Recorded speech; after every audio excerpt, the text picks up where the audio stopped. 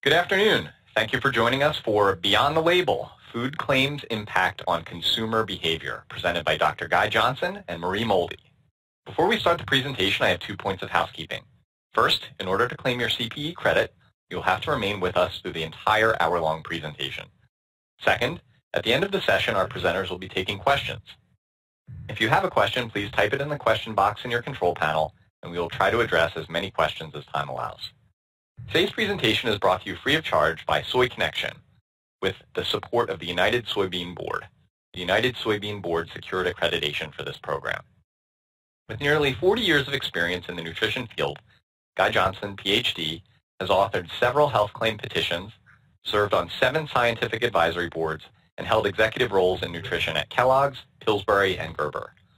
He led the implementation of the Nutrition Labeling and Education Act of 1990 at Pillsbury and developed the dietary guidelines for infants at Gerber, among other notable accomplishments. With a strong background in both nutrition and business, Marie Molde, RDN, MBA, Client Solutions at Data Central, holds a combined MBA-RD from the Dominican University.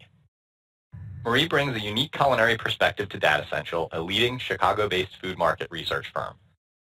Restaurant chains and suppliers have relied on Marie's expertise in menu and product development, and for years she has helped food service and retail companies excel in better-for-you innovation. Marie represents Data Central on the Menus of Change Sustainable Business Leadership Council, working to confront issues that surround the food industry today.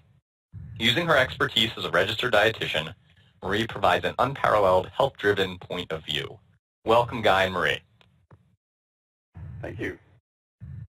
Here are the learning objectives for today's discussion.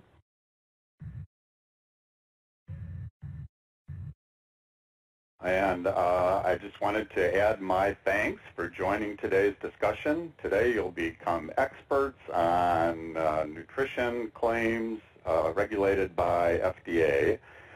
Before we get started, my disclosures, I am on the editorial board of the Soy Connection. I serve as Executive Director of the McCormick Science Institute, where we look for potential health benefits of culinary spices and herbs, and have a variety of other professional things in my background. The bottom line is I've been consulting for 18 years, and if you can think of a food company, I've probably done something for them over the years. So thank you again for joining. Let's jump right in. We're going to be talking about the following types of claims today: content claims, nutrient content claims, health claims, and structure function claims. So the first type of those claims, content claims, are basically an opportunity to provide factual information about the product on the principal display panel or other places on the label. Basically, FDA enables you to provide factual information as long as it's truthful and not misleading anywhere on the label. The trick with these types of claims is that you can't characterize the item that you mention as good or bad, high or low, because there's no daily value for these things, but you can provide quantitative information. So this slide shows the phytosterols that are available in commodity soybean oil. Other examples of a content claim would be lycopene in tomatoes, polyphenols, flavonoids in dark chocolate. And once again, these things are just simply an opportunity to provide factual information about the content of food products. Let's move on to nutrient content claims. And as you all know, nutrient content claim characterizes the level of a nutrient in a food product, and they're all very tightly regulated by FDA. These are examples of nutrient content claims for soybean oil. So as you all know, soybean oil is a cholesterol-free food. It also is free of sodium and doesn't have any added sugar. And you probably know that the reason you are required to say a cholesterol-free food is to indicate that the food is inherently free in that nutrient and that there was no special processing done to make it that way. Probably one of the more interesting claims in soybean oil is the fact that it is a source of omega-3 fatty acids. This was a regulation that was added later on in the game by FDA, and you can say that you are high, rich, or excellent source of alpha-linoleic acid, the omega-3 fatty acid, if you have 320 milligrams per reference amount customarily consumed. And soybean oil knocks that out of the park at 932. So that's an interesting nutrient content claim. Other examples of nutrient content claims are things like a good source of fiber in oats, or the fact that they're a sodium-free food. Here's some examples with orange juice with no sugar added, excellent source of vitamin C, an excellent source of calcium. So you get the idea about nutrient content claims. There is another flavor of nutrient content claim called the implied nutrient content claims. And the most popular, the most visible one in that category, I would say, is the claim healthy. And as many of you know, FDA issued new guidance with respect to use of this claim not long ago, and stipulated that in order to use that claim, a food needs to be low in saturated fat, low in cholesterol, not exceed the disclosure level for sodium, which is 480 milligrams per reference amount customarily consumed, and have at least 10% of the daily value of the following nutrients: protein, fiber, vitamin A, vitamin C, calcium, iron, potassium, and vitamin D. And as those of you who follow this closely know, there are a couple of changes here. The original claim for healthy also required products to be low in total fat, but the science has evolved now so that there's an understanding that it's really the type of the fat rather than the total amount of fat that's important, and so higher fat foods can be perfectly healthy. And FDA also added potassium and vitamin D to the list of nutrients that enable you to qualify for minimum nutrient content, primarily because those two nutrients are now mandatory under the new revised nutrition facts panel.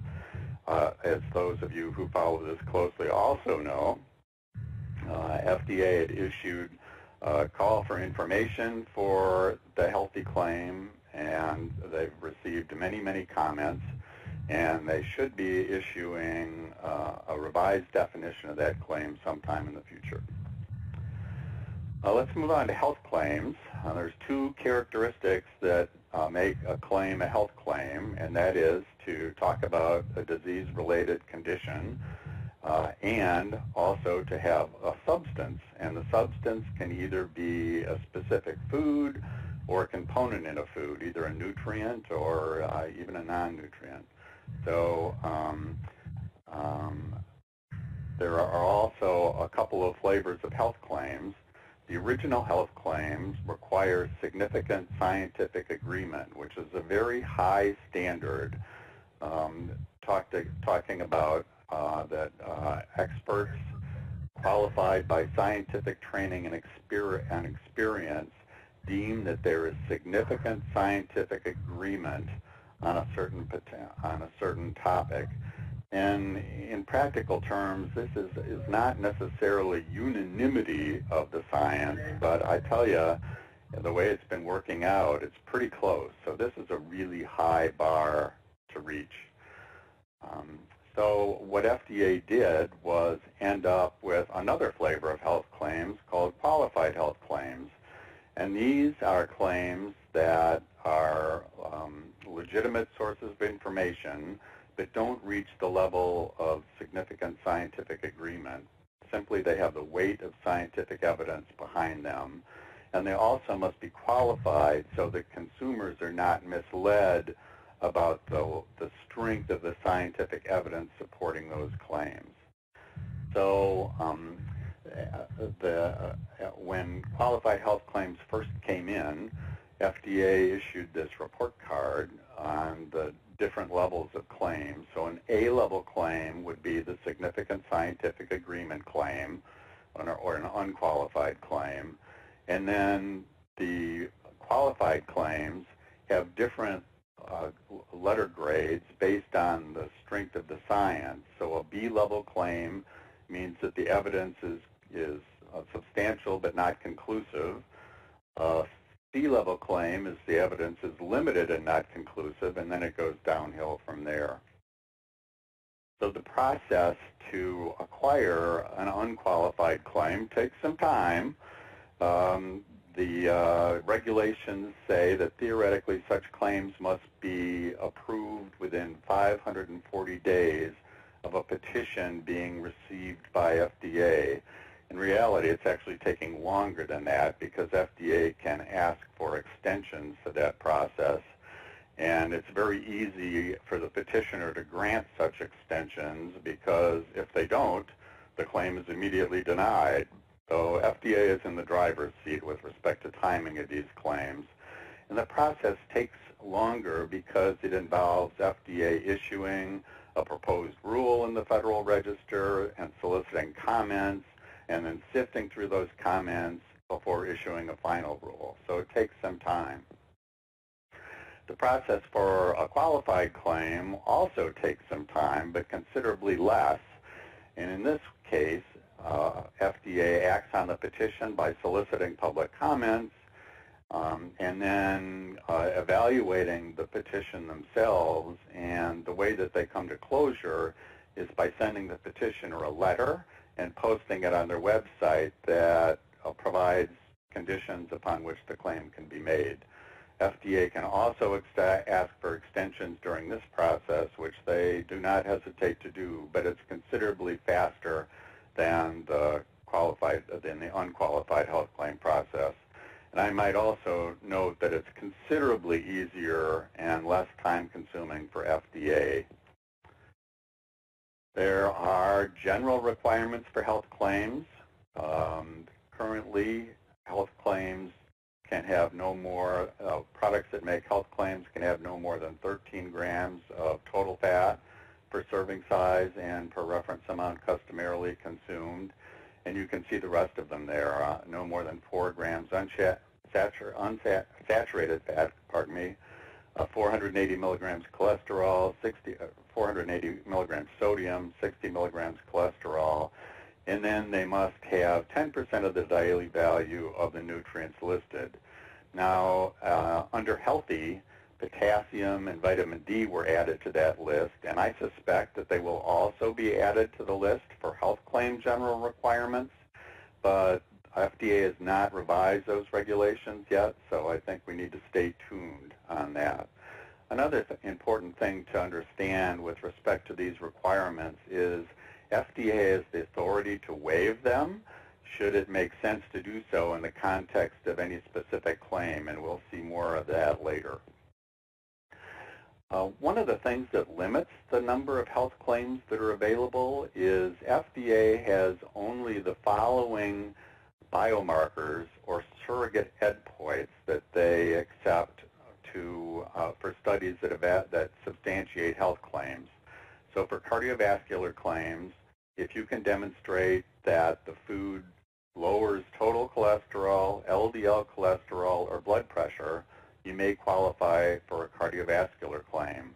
But the only such biomarker for cancer is polyp reoccurrence. So that's a very tough biomarker to demonstrate and requires lengthy and expensive studies to do so. The other areas where qualified health claims can use surrogate markers is in terms of blood glucose and insulin resistance for diabetes. So you see some claims in those areas. But there are very few health claims for cancer, and that's because of the lack of biomarkers. Another thing that's important for studies that substantiate health claims is that they must be done on relatively healthy people. So in the case of cardiovascular disease, if your subjects have been studied already have heart disease, FDA says, well, that's great, but we can't use it for a health claim because that would make your food a drug. So unless FDA is convinced otherwise, the subjects in studies that are used to substantiate health claims can be at high risk for a disease. They can have hypercholesterolemia, for example, but they can't have the disease itself. This is the complete list of unqualified health claims, and the interesting thing about this is all but the last 4 were original claims that came in with the Nutrition Labeling and Education Act in 1990. So there have only been 4 unqualified health claims since 1990. And one of the newest ones, interestingly, is the unqualified claim for soy protein, which states diets low in saturated fat and cholesterol that include 25 grams of soy protein a day may reduce the risk of heart disease, etc. So this claim came in 1999, but is still one of the newer unqualified health claims that have been promulgated. Other examples would be the saturated fat, or the soluble fiber and reduced risk of heart disease claim that's been prominently used by these products. That one was one of the original batch. Another unqualified health claim that was enacted subsequent to NLEA was the sterile stanol esters claim and reduced risk of heart disease that allows products like Benecol to exist. And here's just some examples of soy products, and the middle one bears the unqualified claim for soy protein. Now, you may have heard that FDA has proposed to rescind the unqualified health claim for soy protein, and I'm not sure what precipitated this action, but the Federal Register notice that FDA issued to explain that said that they were doing so because only 19 of the 46 medium or high quality studies that substantiate the claim based on newer information show that soy protein lowers the total and or LDL cholesterol concentration significantly. And so they felt that that the significant scientific agreement standard has no longer been met.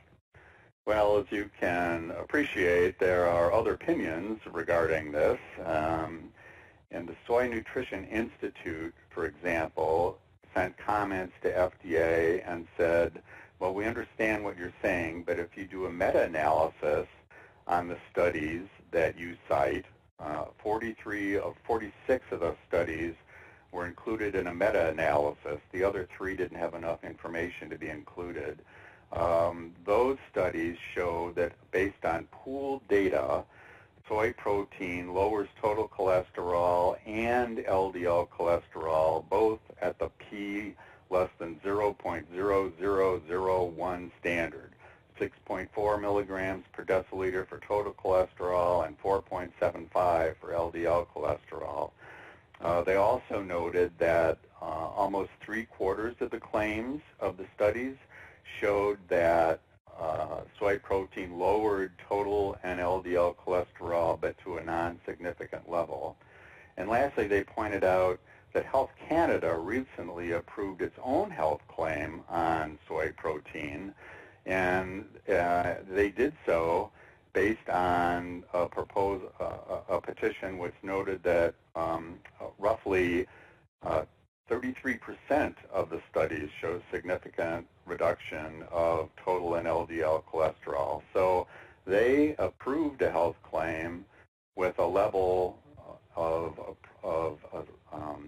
substantiating studies less than the current health claim that's available in the U.S. So no matter how you look at this, there's a substantial amount of data to show that soy protein lowers cholesterol, and if FDA does come through with rescinding this claim, I would be very surprised if they didn't substitute a qualified health claim in its place. Speaking of qualified health claims, this is just a list of the qualified health claims with respect to cardiovascular disease.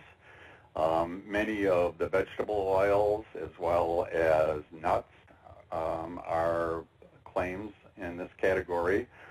The newest one is for soybean oil, which says supportive but not conclusive scientific evidence suggests that eating about 1.5 tablespoons daily of soybean oil, which contains unsaturated fat, may reduce the risk of coronary heart disease, et cetera, et cetera. And so this is based on a petition that was recently submitted to FDA and illustrates the great amount of evidence to suggest that soy protein lowers cholesterol. Another example of an unqualified claim, and so this is an A or a B level qualified claim, the highest level qualified claim.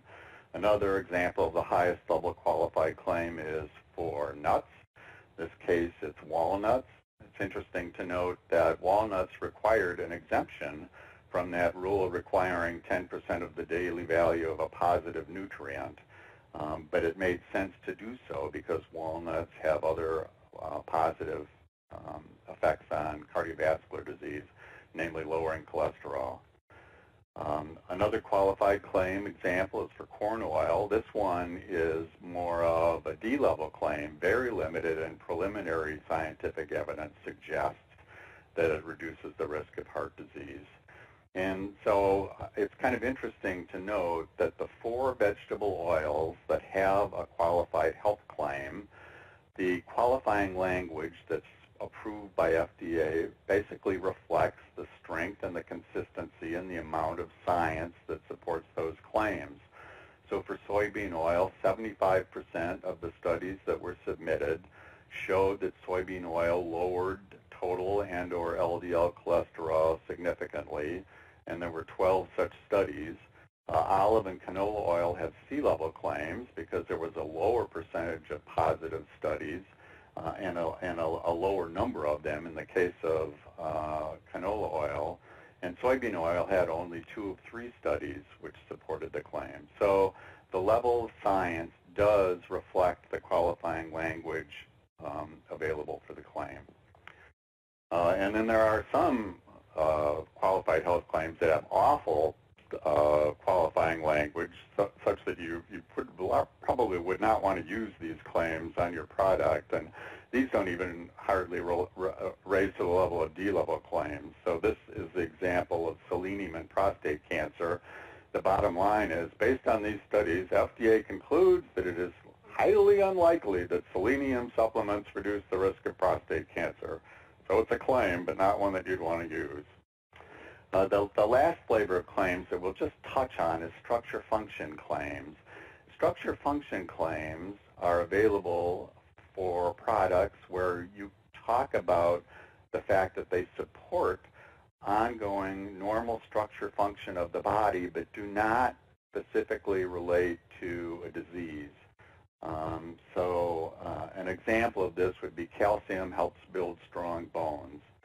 It turns out that you could make structure function claims for soy protein or soy oil, and the example would be that these products maintain cholesterol levels already in the healthy range. Since there are health claims for these that are much more compelling, it's unlikely that such claims would be used in real life, but nevertheless, they are available and they're viable alternatives for some products. So in conclusion, let me just say that soy protein and soybean oil are heart-healthy foods that are shown to favorably affect lipid concentrations. Clearly, FDA's approach to health claims has evolved. It continues to do so. The significant scientific agreement standard is exceedingly difficult to attain, to the fact that there's only 4 health claims that have met that standard since 1993. Higher level qualified health claims require a substantial amount of data. When qualified health claims first came in, I think there was the opinion that, oh, these things are just barely claims. There's, kind of potentially even misleading to consumers. And for higher level health claims, qualified health claims, I can say that is not the case. There is a lot of evidence between nuts and reduced risk of heart disease, between vegetable oils and reduced risk of heart disease, etc. So these are not watered down claims. And virtually, finally, as I mentioned before, virtually all of the new claims are qualified claims. So with that, thank you so much. I really appreciate your attention. And now that you know everything there is to know about health claims and the different types that FDA supports, I'd like to turn it over to Marie, and we can find out what of these claims resonate most with today's consumers and how they impact behavior. So thank you very much. Excellent. Thank you, Guy. And as Guy mentioned, the next part of our talk today is about how these claims are impacting consumer behavior and what claims are out there in the world today and what we should know as dietitians to help most effectively translate these messages. So to begin, just a quick note about myself. My name is Marie Molde. I am a registered dietitian at Data Essential Research. We're an insights firm for the food industry based in Chicago. I am a member of the National Restaurant Association Nutrition Executive Study Group Steering Committee and also the Menus of Change Sustainable Business Leadership Council. So to tee off the discussion today, we wanted to just quickly mention, when consumers think about what drives my well-being, what helps me reach my most optimum level of health, what I eat and drink really rises to the top of that list. And it's something that a majority of consumers are thinking about. It's a component of taking care of myself and taking care of my family. Food and beverage choices really matter when we think about what's driving our well-being.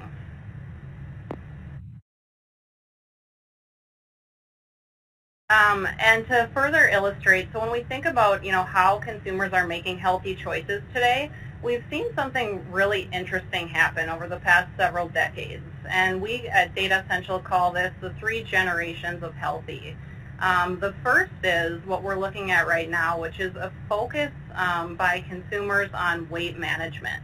So the time frame that we're looking at right now is early 1980s to early 2000s, when if you think about I'm a consumer during that time, this is almost 40 years ago now, and I'm looking to make a healthy choice, what comes top of mind? And it really was about kind of limitation during these years. It was choices like low-fat foods or low-calorie foods or low carbohydrates, and it was really restriction and a sincere focus on how can I kind of manage my weight, which is not unimportant today, but I think that we've seen a real shift away from this sort of restrictive way of thinking.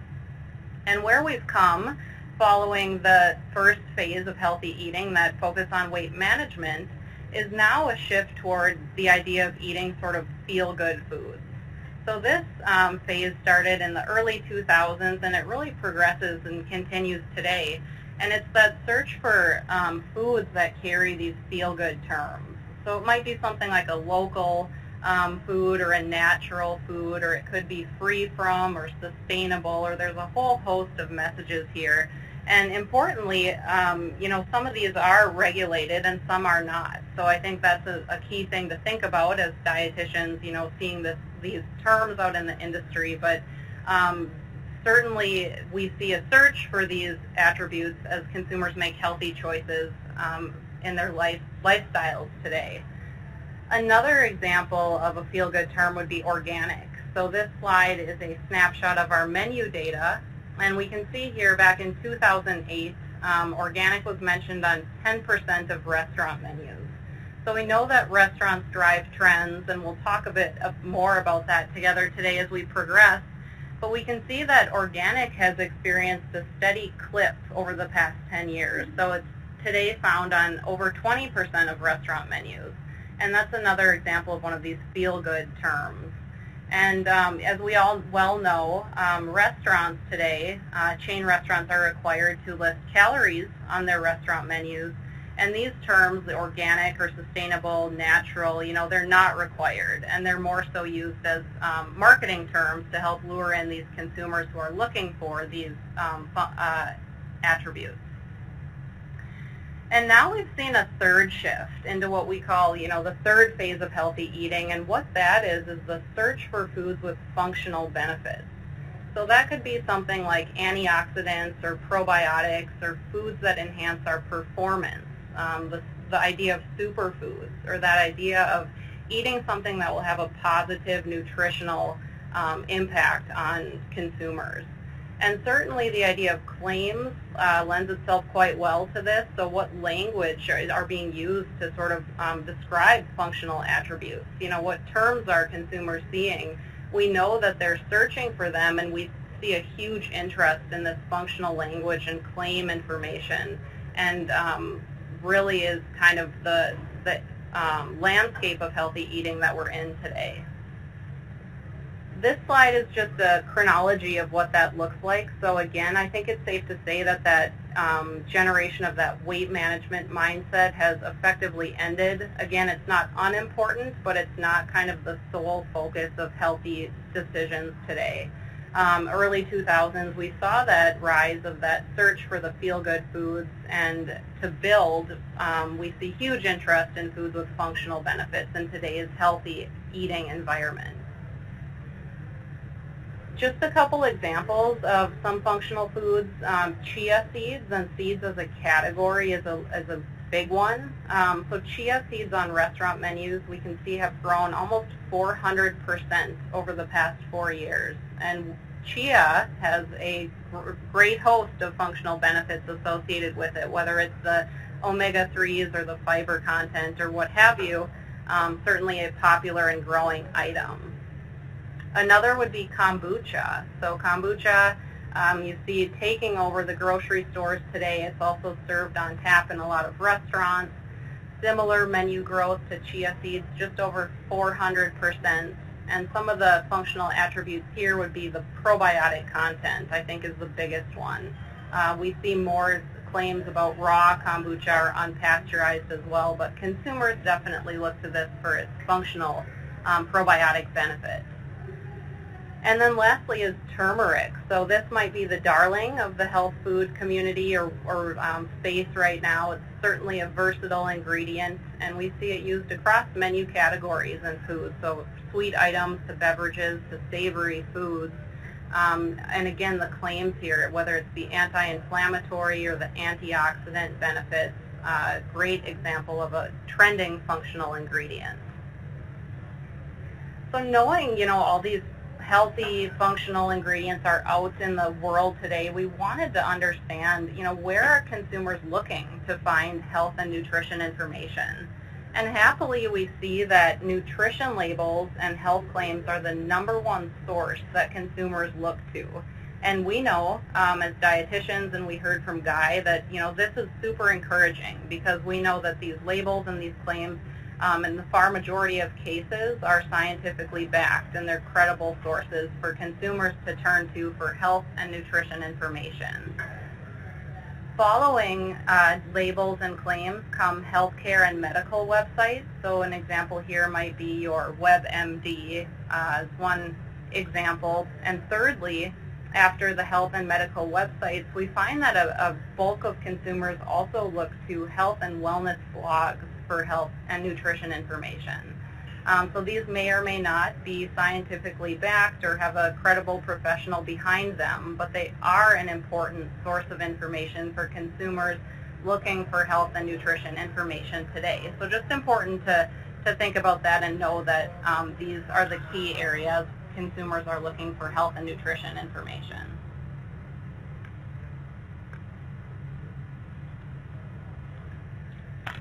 So we fielded a survey recently in June on, we talked to 1,500 consumers, and we wanted to understand, you know, there's a range of functional benefits that consumers look for today, whether it's brain health, improving your cognitive function, or your heart health, or things even like your mood. So what kind of foods are you eating to help your mood, or is that something that you're conscious of, and making food choices to help support that as far as an area of your health. So I almost wish I could do a polling question on the webinar today to leave this up to the audience, which functional attribute might rise to the top in interest as far as functional benefits.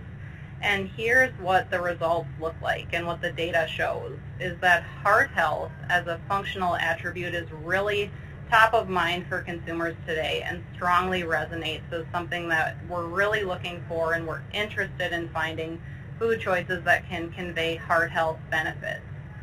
So you can see heart health at the top of the list here, followed then by foods that enhance our energy, so what's going to bring us sustained levels of energy, and then also weight management, foods that help us manage our weight and our appearance, and then things like sleep and immunity come further down the list.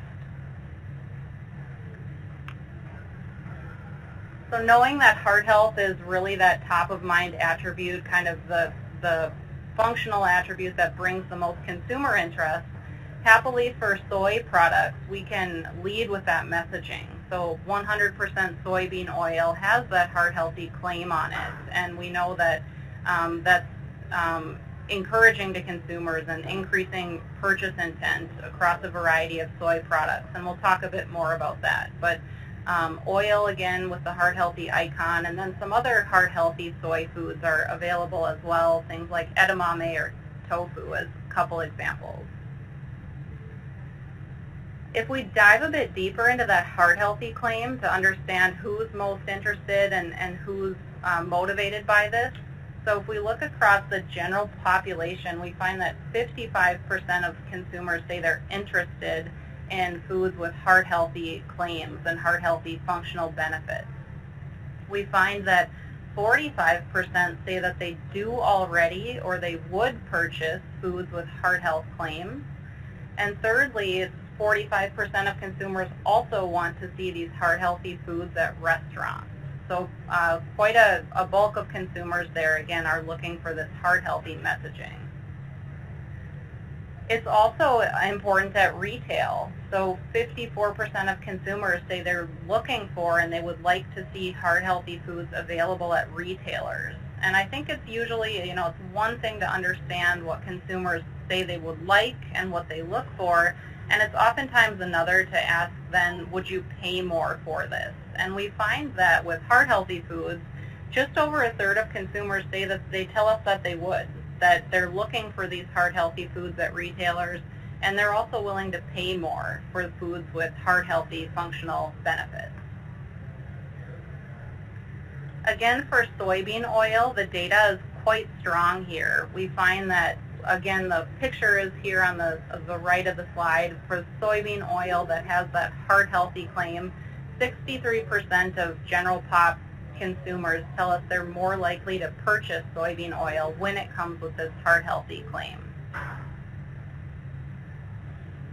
So we reviewed the chart already of the functional benefits that consumers have interest in, and we saw that heart health rose to the top of that chart. We also separately asked about motivators. So what kind of healthy eating and drinking motivators are encouraging consumers to make healthy choices and are extremely or very important to them?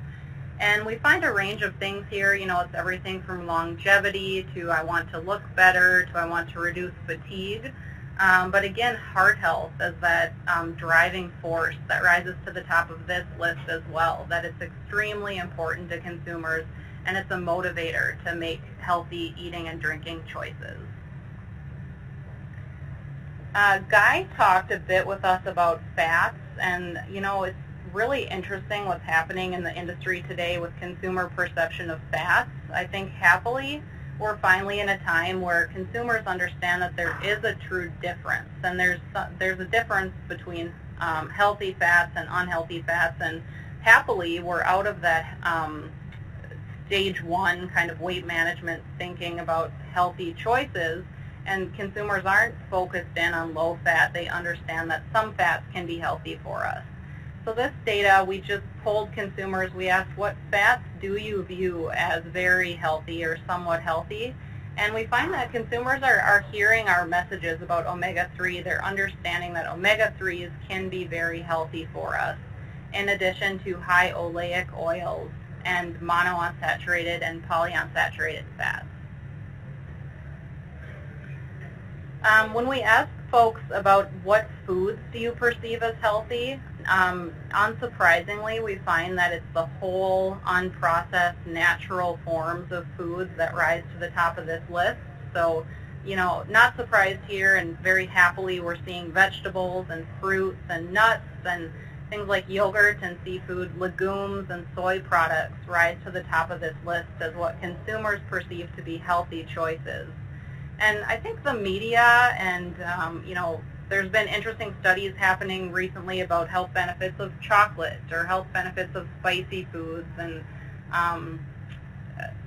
things like that. But I think maybe they might be more so associated with various, perhaps more indulgent preparations of dishes, that chocolate and spicy peppers and coffee aren't perceived today quite as healthy as the whole food, vegetable, and produce forms like soy products or fruits or yogurts and nuts.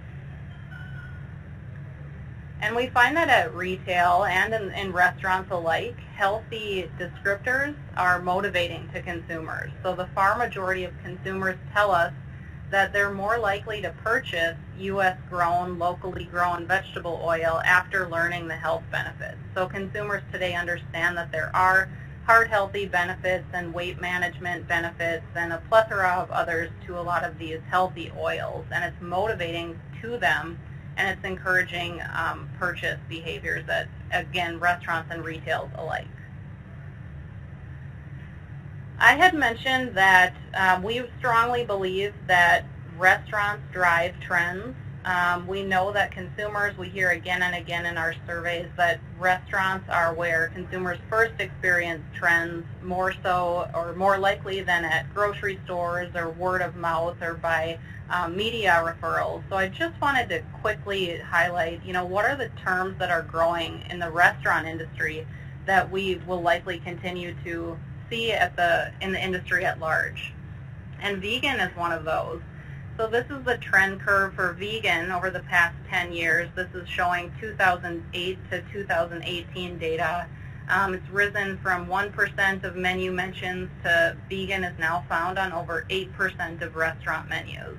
And it's interesting that vegan is different than vegetarian in this case. Vegetarian claims on menus have stayed stable, so the trend curve there looks quite a bit different than this, whereas vegan is increasing at a steady clip. Gluten-free is another that continues to rise. So here's the trend curve for gluten-free on menus, 1% in 2008, up to 21% of restaurant menus now offer or mention gluten-free items. And we find that this isn't driven exclusively by celiac population or gluten-sensitive consumers. It's really about 1 in 3 consumers tell us that they're interested in purchasing gluten-free foods. And lastly is protein. When we think about our healthy 3.0 mindset, and we know consumers are looking for these foods with functional benefits, and protein provides satiety and muscle repair and a host of other things, restaurants are even now calling out protein on their menus. So that's gone from 2% to just over 7% in the past 10 years, and certainly we're surely to see this continue to grow with items like power bowls and protein smoothies heavily penetrating the restaurant industry.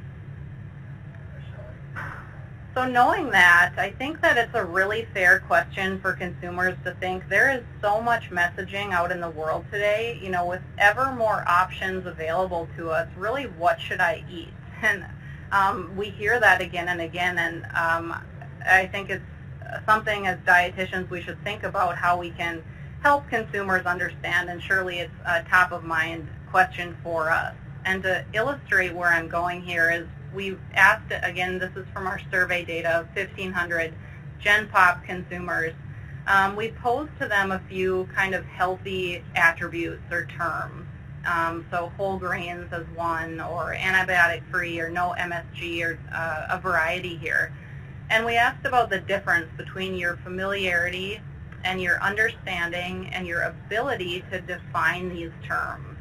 And what this chart is showing us is the percent of consumers who feel confident in defining what these healthy attributes mean. And what we can see here, and what I tried to illustrate in this slide, is there's just a ton of confusion in the world today about what these terms mean. So as we think about what's being shown on food labels and being shown on restaurant menus, less than a third of consumers feel comfortable defining what these terms are. So I think it's a task at hand for us to think about how we can help educate our consumer base on what these mean so we can help consumers make the healthiest choices available to them.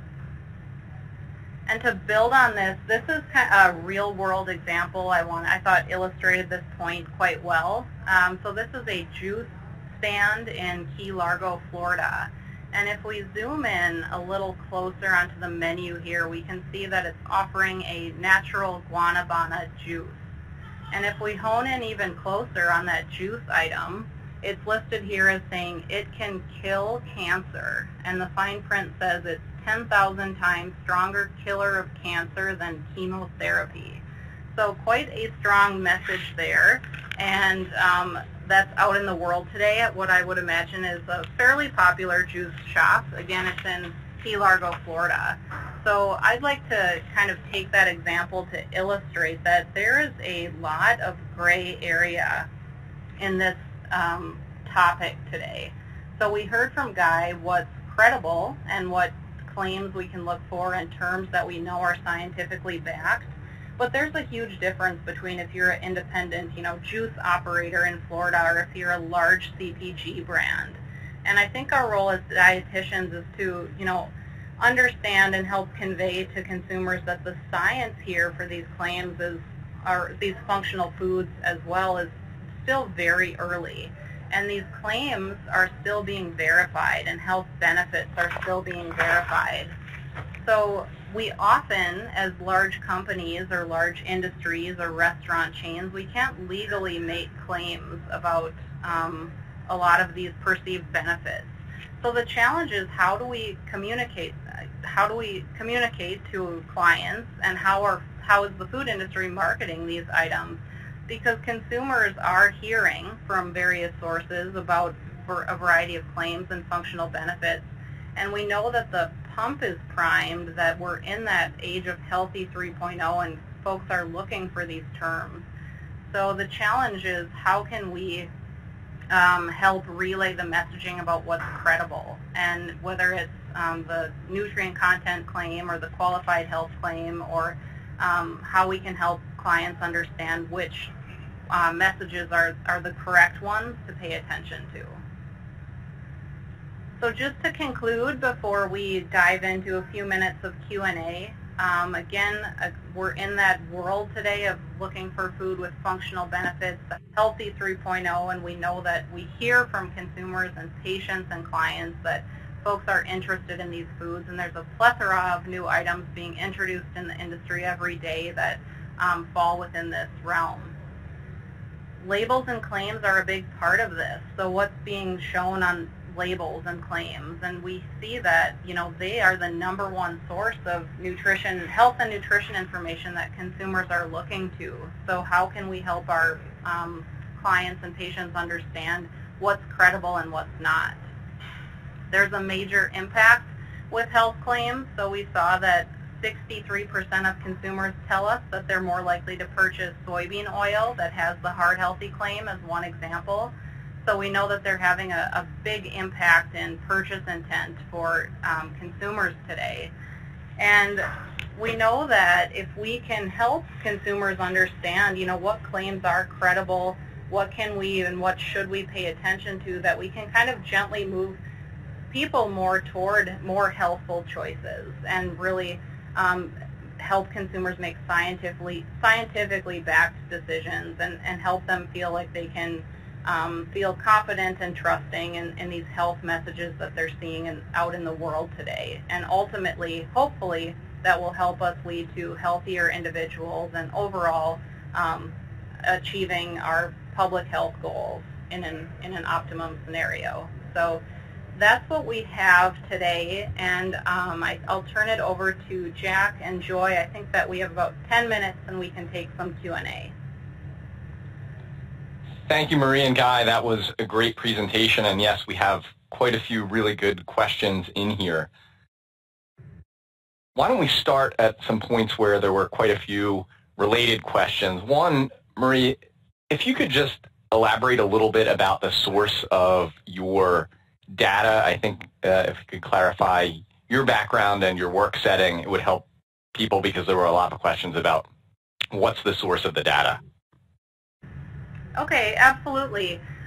Really, I showed kind of two different data sources in the presentation today. At Data Essential, we do both custom research and syndicated research. So in syndicated, we and what I've shown in today's presentation is we track what's happening on restaurant menus. So we do that. We follow 5,000 restaurants. We have for over 15 years, so we can establish a trend of where ingredients are and where they're projected to go in the industry to help our clients understand trending ingredients and kind of future forward-thinking innovation. In custom research, we talk to consumers, so oftentimes that base of consumers will be what we call Gen Pop, general population, representative of the census in the U.S. So the studies that I referenced today, we talked to a base of 1,500 consumers representative of the Gen Pop. So when I covered any consumer data, that's the base that we talked to, and the survey and the study itself was fielded in this summer, in June of 2018. Thank you very much. Guy, I'm going to direct the next question to you. There were a lot of requests to just distill down and repeat the difference between qualified and unqualified claims. Yeah, I can understand why that would be. The distinction, believe it or not, is not as obvious as you might think. So an unqualified health claim, there's a regulatory difference in that an unqualified health claim is an actual regulation written into the Code of Federal Regulations that requires a proposed claim, proposed rule, and then a final rule. And as I mentioned, it takes a minimum of 540 days to establish one of those. And it also, the science supporting the claim needs to meet the very high standard of significant scientific agreement. The claim that is unqualified needs to use the word may or might, like soy protein may reduce the risk of heart disease or might reduce the risk of heart disease, but it does not require additional qualifying language such as suggestive but inconclusive evidence supports. A qualified health claim does not require any sort of codified regulation. It is simply dictated by a letter that FDA posts on its website indicating the level of the specifics of the claim and the conditions upon which it can be used. So therefore, it takes less time to receive approval for such a claim, and it needs to meet a standard of the weight of the scientific evidence rather than significant scientific agreement. Now, as I mentioned, it turns out that the significant scientific agreement standard is almost a flat-out unanimity of agreement in the literature. And it may be that a qualified health claim could actually meet that standard, but the petitioner elects to go the qualified route just because it is a lot easier and quicker to get the claim. So there's no minimum standard. So unfortunately, there's no real bright line between the two other than those points of distinction.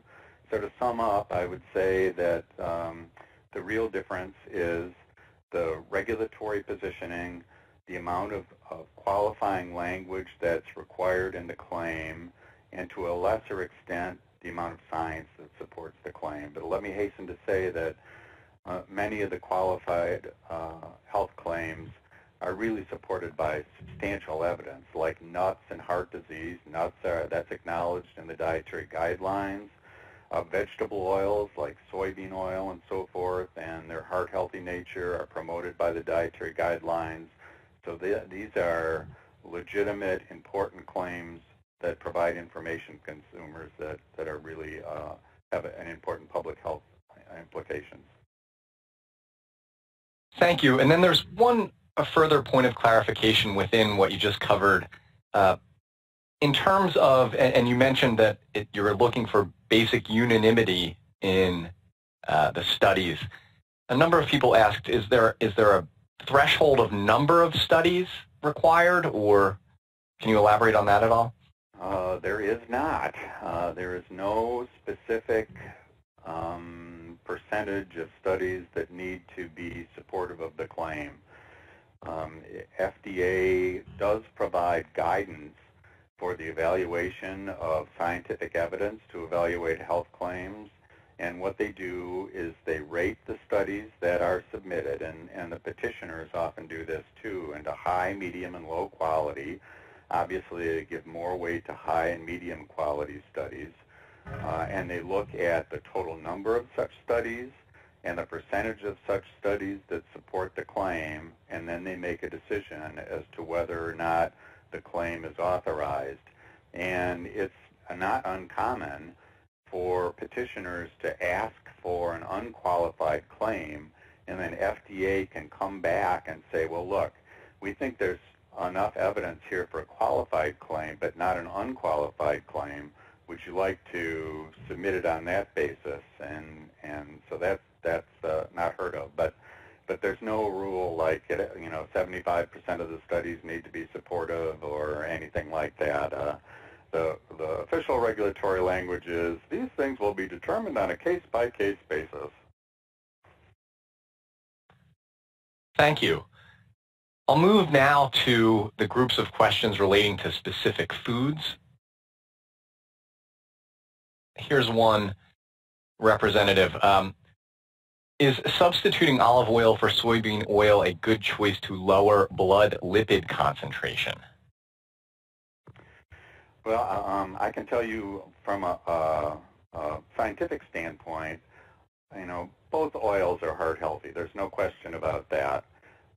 If you look at the actual data supporting the health claims for those oils, olive oil actually has a higher level of saturated fat than soybean oil, but it is predominantly monounsaturated fat, as you would expect. Oleic acid is the predominant cooking oil for fatty acid in olive oil, whereas soybean oil is a mixture of omega-6 fatty acids as well as omega-9 fatty acids. And soybean oil also has the omega-3 fatty acid, alpha-linoleic acid. So, and because it has less saturated fat, if you actually look at the extent to which it lowers cholesterol, it probably lowers it a bit more than olive oil, but they're both heart healthy, and I think the predominant reason for substituting one for another is the functionality. You don't really want to saute with olive oil just because it has different functional characteristics, whereas soybean oil would be very good for that.